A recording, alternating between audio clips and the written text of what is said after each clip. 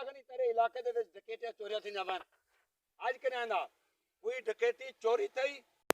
सारा हिसाब किताब मैं तेरे को इंसान सर जी तो तेरे को पता नहीं सारे पाकिस्तान दी पुलिस इतना मजबूत है ना चोर डकैती की जरूरत नहीं कहीं डकैती करें तलाश करो गश्त बढ़ाओ ठीक है ना कोई डकैत इतना ठप के नाम कहीं का नुकसान आती वे लोगों का मालो जान के नुकसान को बचावन वास्ते पंजाब पुलिस 24 घंटे तैयार है हर आवाम की हिफाजत करना सारी जिम्मेदारी है पंजाब पुलिस की जिम्मेदारी है बेटा चेक करो हर जगह होते हैं डकैते को और चोरे ना डकैते ना पीछा करो ठीक है हर मोटरसाइकिल चेक करो और इलाके दे चेक करो हर जगह ते जेरे डकैत फौरन चाओ क्योंकि ठीक है डकैत और चोर फौरन गिरफ्तार करो पुलिस वाला मेरे ना है इतना डकैत ना कहीं की जरूरत कहीं ना डकैती करांडे था ना कश है डकैत उसी को पता था हथ पारे था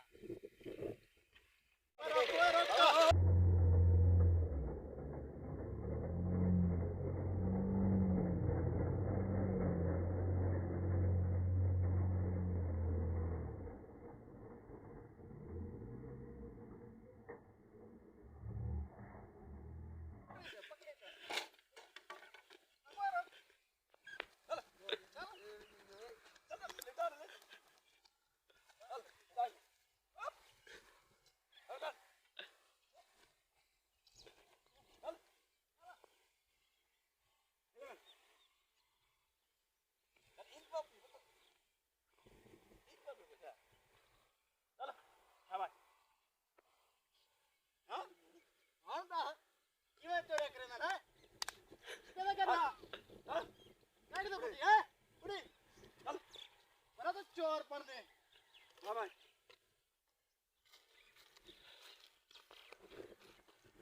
ये जेरे ना इलाके दे विच नुकसान करे देन डकैत बदनाम की बन पंजाब पुलिस को कि सारे पंजाब पुलिस मुहाफिज है हर चौकी ते हर एक इलाके दे विच गश्त करे पैन अस्सलाम वालेकुम दोस्तों क्या हाल है ठीक हो खैरियत है तबीयत ठीक है ये वीडियो बनाने का मकसद ये है कि